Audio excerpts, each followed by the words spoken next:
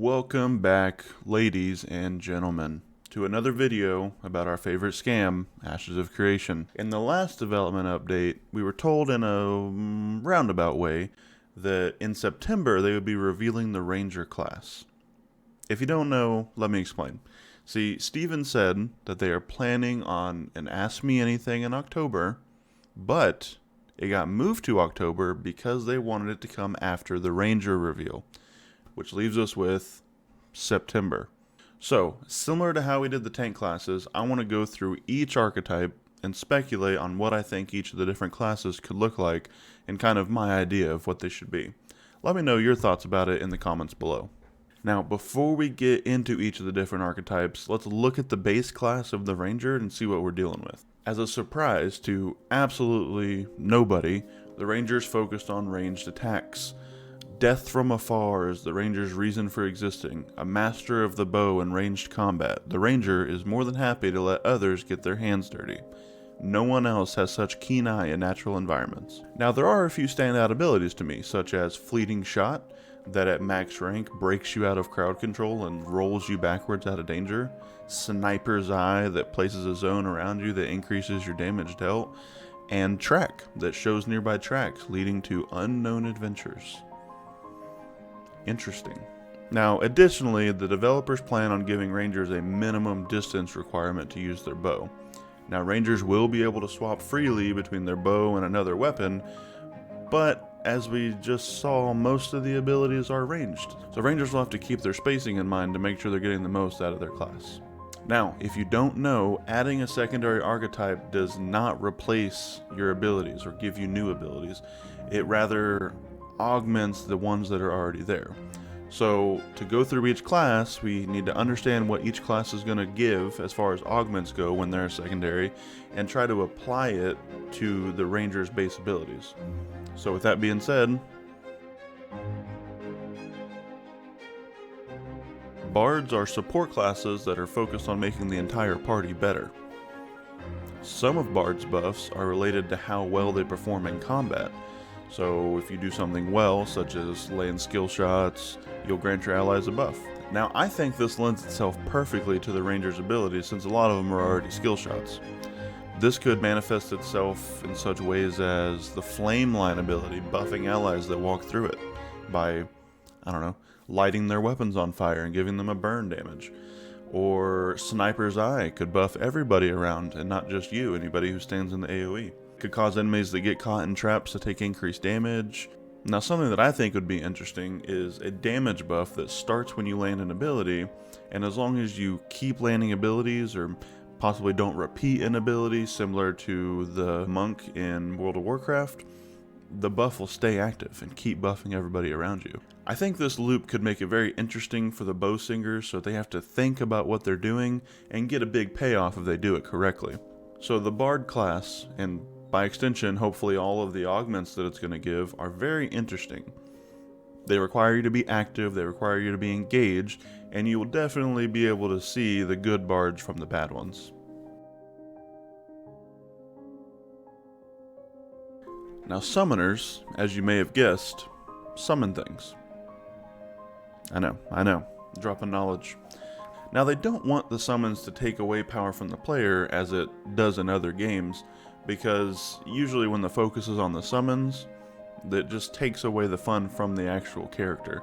So their current plan for classes that choose Summoner as the secondary augment is to allow them to summon weapons that will damage opponents for a certain time, which is not incredibly interesting.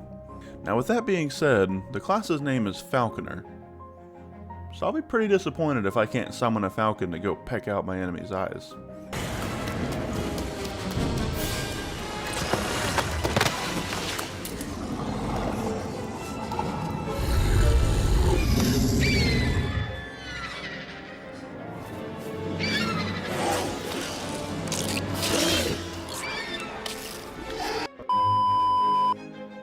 The Falconer could have, a falcon that adds something extra to all their abilities. Maybe at the end of the flame line, the falcon could drop some oil and cause a big explosion. For the CC abilities, knockback shot, snare, trap, the falcon could go heckle the enemies, doing a damage over time effect, or maybe disorienting them for a time. Anything you can put into the game that'll make it feel like you and your Falcon are a team and working together, I think would go far for this class. Ah, Hawkeye. What an underutilized character. Standing shoulder to shoulder with demigods, nothing but a bow and arrow. Wait, what were we talking about? Oh, right. We don't have any information on what choosing the Ranger as your secondary augment will really do for us yet, so this is really all baseless speculation. That being said, I'm pretty sure that's what the internet's for, spewing out information and pretending to be an expert. Anyways, we know that the focus is on ranged abilities, obviously. They've said that there will be augments already that increase range, so I see no better option than for this to be the sniper class. So you increase the range, increase the size of your AoEs, add some crit multipliers, bang, you got yourself a Hawkeye class. Feel free to hire me for some freelance work, Steven.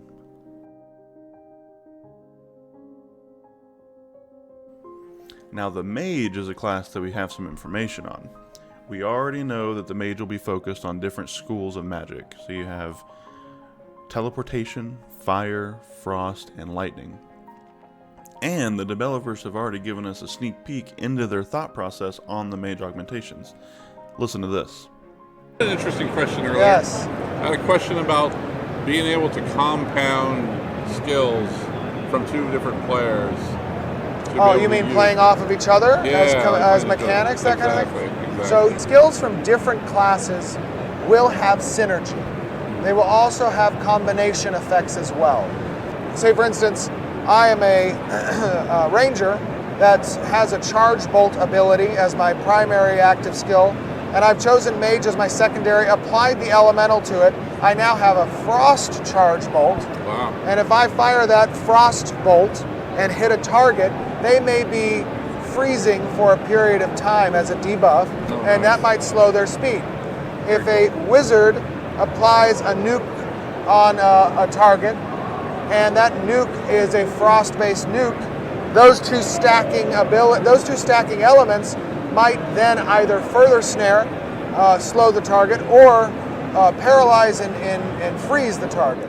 So, with that example, you can see that they were at least interested in the idea of adding frost to an ability to add a speed debuff, which can then be further changed if paired with other frost abilities. The more I think about it, the harder this game seems like it's going to be to balance. For now, the question I have is, how different will these three elemental schools be? I could see frost being crowd control focused, fire being AoE focused, and lightning being single target focused, all of which will add additional effects to your abilities based on what their focus is. Now the interesting one to me is teleportation. And when I say interesting, I mean annoying. I can already see myself getting kited by a teleportation augmented ranger and crying myself to sleep after I lose everything. Now we do have to keep in mind that Ashes of Creation is not intended to be balanced around 1v1s, so I digress for now. But since there is a minimum distance required for the ranger to use their weapons, keeping properly distanced will probably be integral to getting the most out of the class. That being said, teleportation augments could give the ranger the extra mobility it needs to stay one step ahead of the enemies. An obvious change could be to the jump and fleeting shots becoming short blinks instead of dashes, but altering movement abilities is easy. I want to see how it augments the other abilities. Now one of my ideas is to cause your trap to make it so that when an enemy steps on it, they're blinked backwards a short distance, helping to keep your enemies outside of your minimum distance. Another idea is it could remove the AoE telegraphs on your abilities under the guise of adding teleportation magic, making it harder for your enemies to dodge it. Though again, as a melee player, that sounds very painful to deal with. Now, rogues are resident sneaky stabbers in Ashes, and that's what they bring to any class that they augment. Sneakiness. Now, this could put a stealth effect on your movement abilities, which again, always easy one to do. It could put a camouflage effect on your sniper's eye.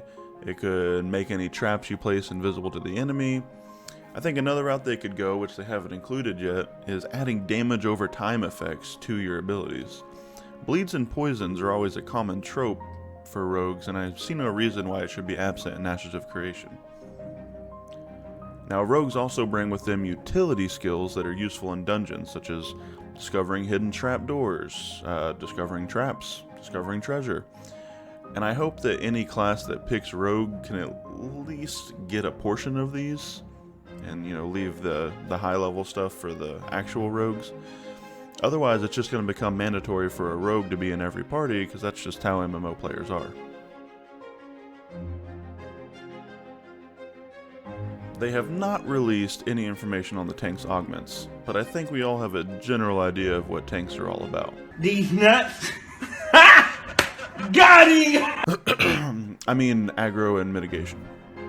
Now, they have announced that all classes that pick tank as their primary will be able to do high-end content, but I don't think we know yet if classes that pick tank as their secondary can also be proper tanks. Now, this is an interesting combination, because if you're actually going to tank, then a bow will likely be useless because all the enemies will be in your face. Unless this allows the ranger to ignore that requirement and just go full-on Legolas mode.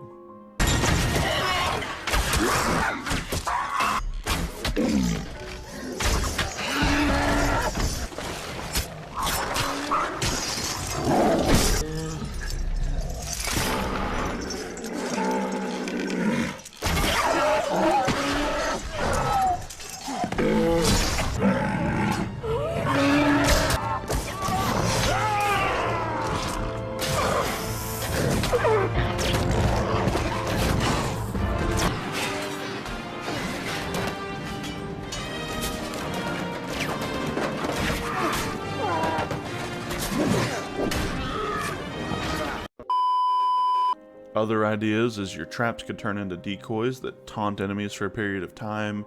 Your sniper's eye could provide anyone in the effect some damage mitigation. I'm still just thinking about the Legolas thing. I might need to roll a Sentinel myself. I need a second, hold